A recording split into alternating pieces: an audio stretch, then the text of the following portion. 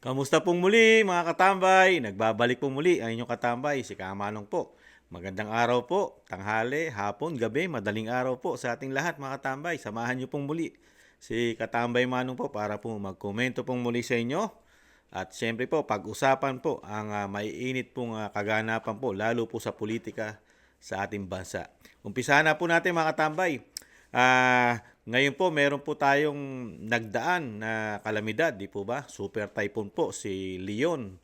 Pero sa kabila daw po nito, ay ang Pangulong Marcos daw po ay sa kabila ng meron daw pong super typhoon, ay inuna pa ang kasal ng isang congresswoman o representative na Nograles po, si Mix Nograles po mga katambay. Pero, noong nakaraan naman pong bagyo ni Christine, ay tigas po ang batikos ng sinasabi po mga kritiko o detractors po ng Sara Duterte mga tambay. Di ba? Putok na putok po sa mainstream media, hinahanap at sa social media, hinahanap ang BP Sara dahil daw may bagyo. Si Christine ay hinahanap po at talaga inuna pa raw po yung mag-anak ng kasal. Pero ngayon po, ginawa rin po ng Pangulo daw po ng bansa. Ayon po rito sa ating makabayang vlogger. Pakinggan po natin itong makabayang vlogger natin. Meron po siyang natuklasan na super typhoon. Inuna rin daw po ng Pangulong Marcos na umaten at mag-anak sa kasal kamukha ng ginawa ng Vice President. Ano naman kaya ang sasabihin dito mga tambay? Paano naman po kaya ipagtatanggol ng mga sinasabing GCash at Isimada at ang mainstream media mga katambay? Itong kaganapan ito sa kabila ng binanatan ng Vice President about sa pag-aanak sa kansal sa Cebu. Ngayon naman po isang Nograles po, ito po yung katunggali po ito bilang congressman, representative na kalaban po ni Paulo Pulong Duterte sa Davao City mga katambay. Ito po, pakinggan po natin yung ating katambay. Ito po isang makabayang vlogger mga katambay, si Kabibig. Pakinggan po natin at komentuhan po natin. Hello mga kabibig, welcome back sa ating bagong YouTube channel. Ito ang pinakamaingay ng YouTuber sa balat ng YouTube. Ako si Kabibig, maglebag-lebag na down with evidence. Naku po, nasaan ba ang presidente? Binagyo ang bata ni Signal number 5, Leon na Leon. Kasi siya, Kabibig, tigre siya Nasaan bang ating Pangulo? Bakit wala pang press con? Ihintayin pa ba natin na humupa ang bagyo? Bakit walang nagbigay ng ano ba? Kumusta na po pa Pangulong Bongbong Marcos? Nasaan po kayo? Ay nako, inuna ni Pangulong Bongbong Marcos ang kasal ni Young Guns, Mix Nograles at ni Chino. Ay nagkasal pala yung dalawa. Opo, at nandun si Pangulong Bongbong Marcos. Nakita ko nga, nandun na si Cheese Escudero. So, inuna nila yung presidente, yung Senate President, baka yung ibang kongresista, ay nandun sa kasalang Mix Nograles at Chino Mario. Nako po, kabibig. Hinahanap na po kayo, Pangulong Bongbong Marcos, kung saan po kayo nagtago. Baka pag magpa-press con po kayo, makikita pa namin yung puti sa baba mo ba, yung icing ng cake. Baka makalimutan nyo po bagyo po sa Pilipinas ngayon. Baka nagparty-party pa po kayo sa kasal. Baka bukas po hindi po kayo makagising ng maaga para sa press con. Sa Batanes po, signal number 5. Sobrang lakas po, signal number 5 na po. Yan ano naman po ang ating maging rason sa sobrang... Yan po mga tambay, ang report po ng ating makabayang vlogger. Nakita nyo po. Yan po yung pruweba po ng ating makabayang vlogger. Yan po yung kanyang pruweba na nag-anak po ng kasal sa isa pong congressman o representative po ng Davao, si Mix Nograles mga katambay. Kaya po dito po, yung ginagawa po ng mga kritiko at detractors po ng mga Duterte, di ba? Lalo ang Vice President.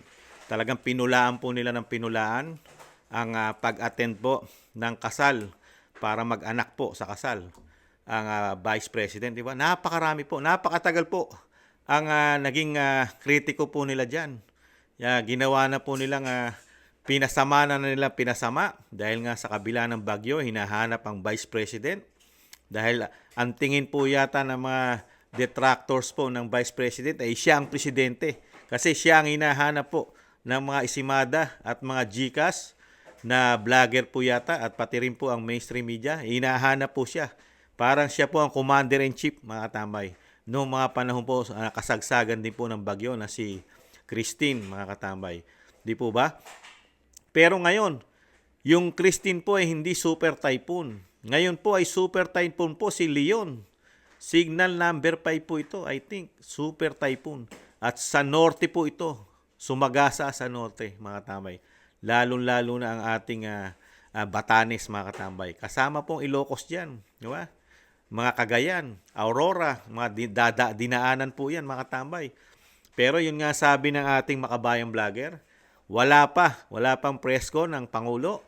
Baka nga raw, sana, hindi raw malasing at hindi isulit ang party ng kasal. Dahil nga alam naman natin, pagka nagparty ang mayayaman, mga sinasabing kilala sa lipunan, masasarap po ang pagkain yan, masasarap ang alak. At baka, wag naman sana, masasarap din ang droga. Wag naman sana, mga katambay.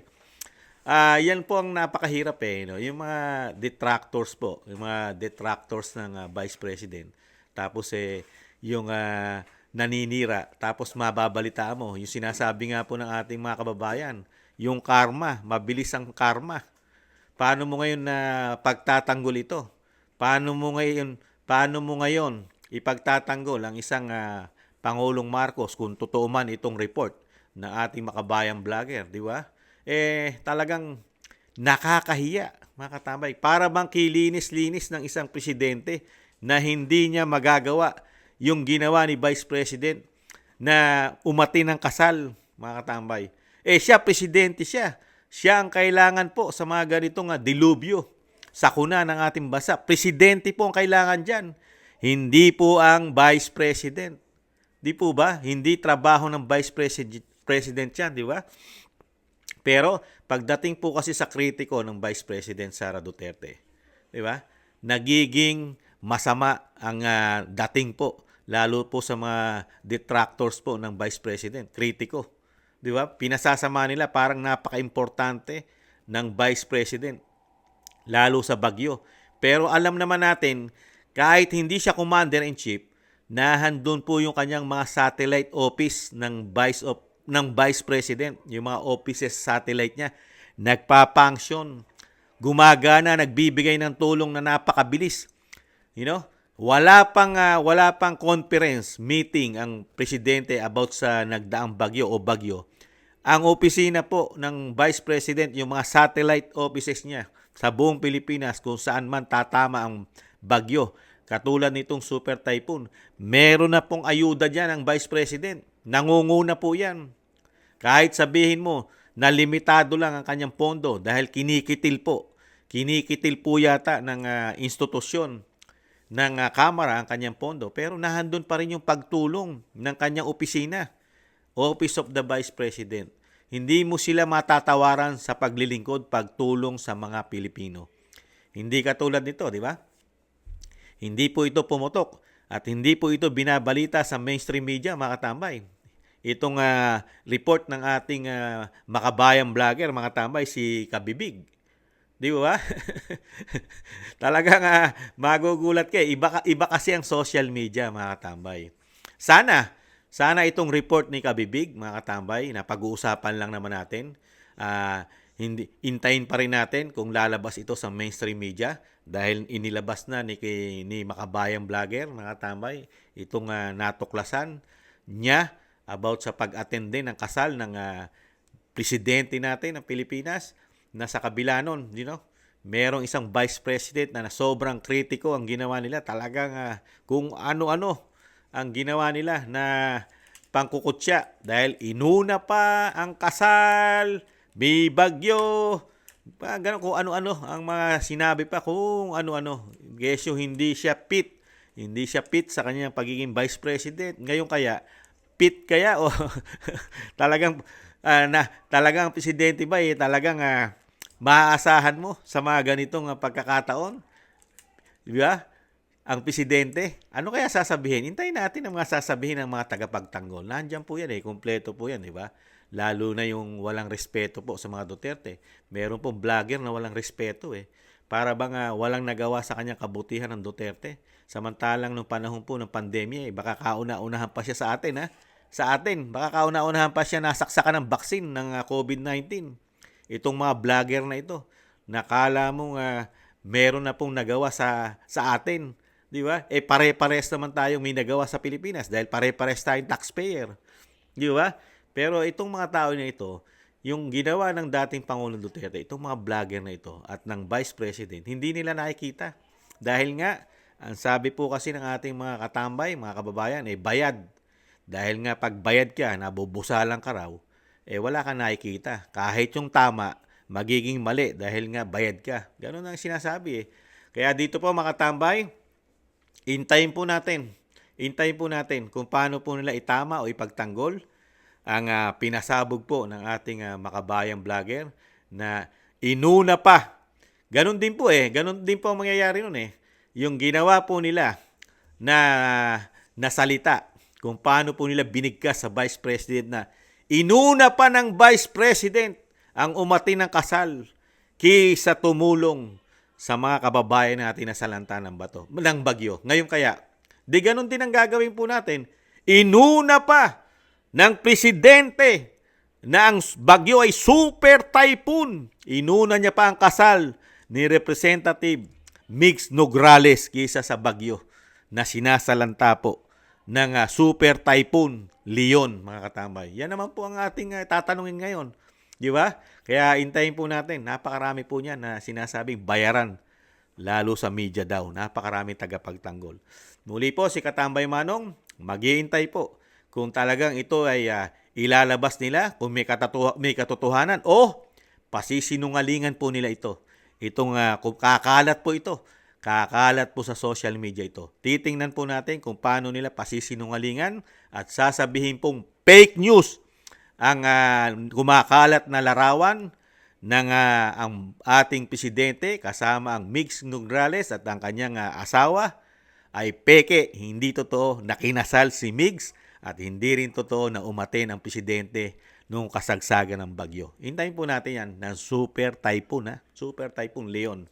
Muli po si Katambay Manong, maghihintay po na may magsasabi po at sasabihin fake news ang kumakalat pong litrato na pag-atin sa kasal ng isang presidente, si McCoy Jr., mga katambay. Maraming salamat po mga katambay sa mga nagusto po ng ating maliit na Tambay Makabayan sa YouTube at TikTok. At maraming salamat din po kay Katambay Makabayang Kabibig sa iyong video. Maraming salamat. At salamat din po sa mga nagla-like, share, subscribe, and comment. Maraming salamat po. Sa muli po mga katambay, ingatan nawa po tayo. Paalam. Bye-bye.